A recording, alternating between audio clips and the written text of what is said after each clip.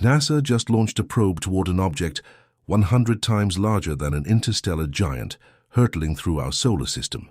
What began as a scientific intercept turned into a jaw-dropping discovery. This wasn't just a rock. It moved, reacted, and left behind something impossible. What the probe found changed everything. The moment they decided to act, NASA's bold move. If you find stories like this fascinating, make sure to subscribe so you never miss the latest discoveries and missions. It started the way these things always do, quietly.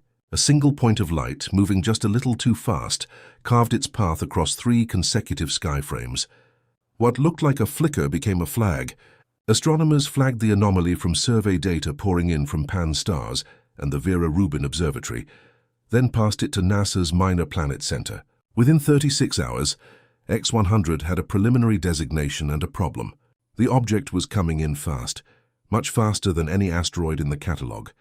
Its trajectory was hyperbolic, on an open-ended path through the solar system like Oumuamua and Atlas before it. But this one wasn't a pebble. It was a mountain. Estimates based on reflected light and Doppler drift suggested something at least 100 times larger than Atlas, with a radius possibly exceeding 2 kilometers. That put it well beyond the observational comfort zone. "We've never had an object this big coming in this fast from outside the system," said Dr. Anaya Voss, head of NASA's Planetary Defense Coordination Office. It wasn't just an opportunity, it was a test. The decision node came within a week. Orbital Solutions gave NASA a shrinking window, only 58 days to mount any form of intercept. Observation alone wouldn't be enough. If it passed by and left, the secrets it carried would vanish with it. So the call was made. For the first time in history, humanity would try to intercept a massive interstellar object before it left our reach. The mission wouldn't just observe. It would aim to get close, within 1,000 kilometers, and send back high-resolution data that telescopes couldn't dream of. A probe would be launched fast and lean, built to chase something that wasn't waiting around. Sometimes, one mission planner said, you don't get to ask the universe for a second chance.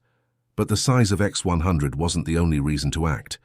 It was how it moved, and what it might be made of that made it a potential threat. And that leads us to the deeper concern. What exactly was X-100? The closer scientists looked, the stranger X-100 became. At first, the assumption was simple. It was just a giant comet from another star system. But everything about X-100 pushed back against expectations. Its mass was immense, with a density suggesting something more solid than typical icy bodies. Not a loose rubble pile, more like metal or stone. And yet it glowed. Spectroscopic surveys revealed signs of outgassing, jets of gas, probably carbon monoxide and cyanides, bursting from vents as it neared the sun. It was active, but not like a normal comet. The coma didn't behave predictably.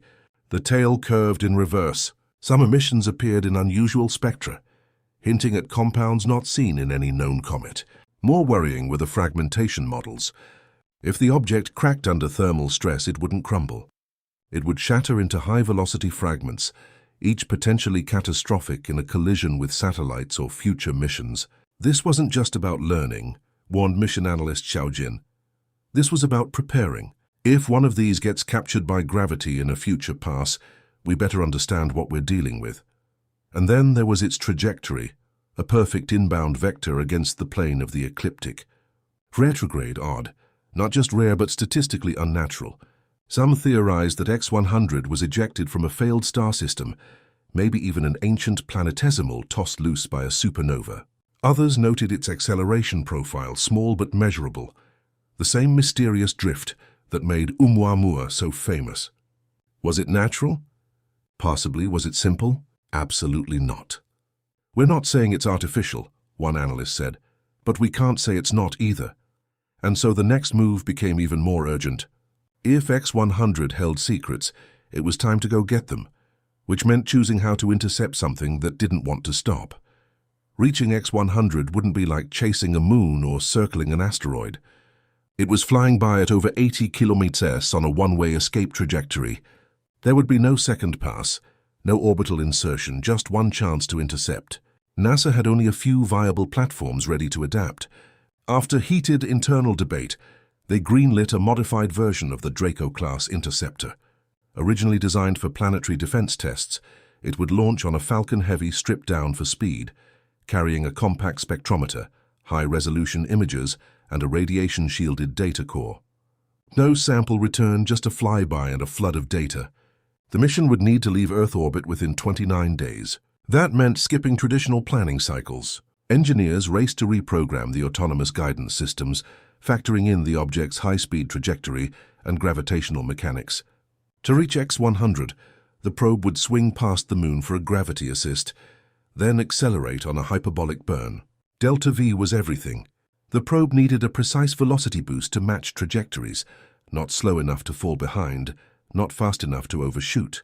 That delicate thread of orbital timing was a knife's edge.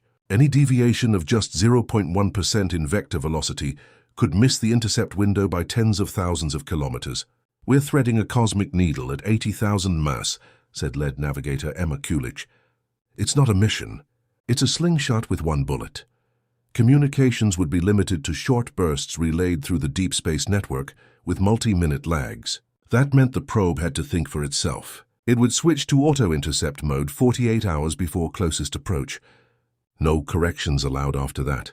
Heat shielding had to be reinforced, not for re-entry but for solar flux. The trajectory would skim near perihelion, 0.42 astronomical units from the Sun, testing the limits of the probe's internal cooling systems. And if the mission failed, there was no backup. "The stars don't wait," Mission Director K.G. Thorne said. "Neither does X-100. The launch window opened on a narrow December morning. Weather was clear. Ground systems were green. At 0644 UTC, the Falcon Heavy ignited and carved a white arc into the stratosphere. In under 9 minutes, the payload was coasting in low Earth orbit. 3 burns later, it was gone, out of Earth's sphere of influence, already reaching speeds that would break orbit from Jupiter. Mid-course corrections began within hours. The probe's onboard star tracker and optical sensors began scanning for X-100's faint shimmer against the background stars.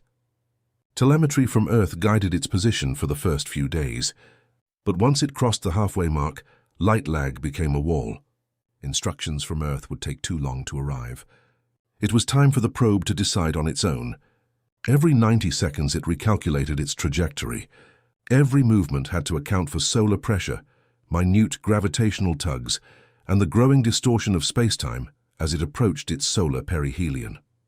One course correction nearly derailed everything. On day 12, a solar flare triggered a temporary sensor blackout. The probe lost lock on X-100 for almost 17 minutes. When it reacquired the target, its predicted course had drifted by 46 kilometers.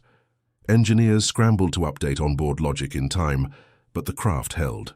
As it neared final approach, it entered intercept mode. Radiation shielding deployed. Instruments rotated into forward lock. The high-speed camera array began firing test images. Blurred stars at first, then a growing gray mass. That was X-100. The probe adjusted one last time, correcting for an angle deviation caused by dust scattering ahead of the object. Everything was down to millisecond timing now. If it missed, it would miss forever. "Imagine throwing a needle across the Grand Canyon," Kulich said, "and having it thread another in mid-air." In the final 72 hours, there was only one task: watch, scan, and wait. Because in the next few hours, humanity would meet an interstellar visitor face to face. It was nothing like what they'd pictured. X-100 didn't look like a comet, asteroid, or anything we've catalogued before. As the probe drew in during its final approach, cameras locked onto the object's irregular silhouette. Not spherical, but sharp, jagged, almost geometric. Its surface reflected light in uneven pulses, hinting at areas of extreme contrast. Polished surfaces next to lightless voids. Spectral scans began feeding in.